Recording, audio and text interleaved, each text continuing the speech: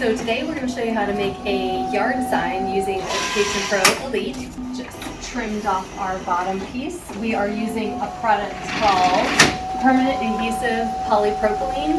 That's what we suggest if you're going to want to use a yard sign and keep it on there for an extended period of time. We do also have the option of using the repositionable polypropylene if you want to reuse the yard sign blank. So it's just a standard size yard sign.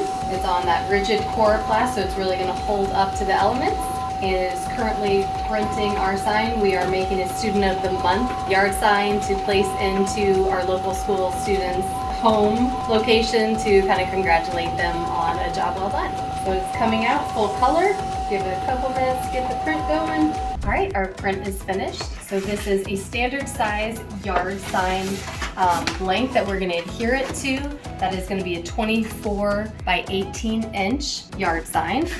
This is the permanent adhesive polypropylene, so you're going to notice that you just have to separate it from the carrier sheet. But what I like to do a lot of times when we're laying these down is I won't pull the sheet completely off, kind of get it started, tuck it behind so that I feel like I can line it up nice and straight before I go ahead and lay it down, and that'll kind of prevent any air bubbles. You do have a few minutes of playtime when you first put it on before it does become permanent. And it'll just go back and forth, come over. The other real nice thing about making these is a lot of the schools that we speak to are actually using yard signs as a fundraiser. So they are going ahead and figuring out exactly how much it costs to print each one, which is the software that's included with the Education Pro Elite. It's called Cost Analysis. So you'll know exactly how much it costs in your materials to print this, plus your yard sign, plus the H-stand. And then you'll know how much to maybe offer to the community that service of printing these yard signs to go into residential homes to make those students feel extra special for a job well done.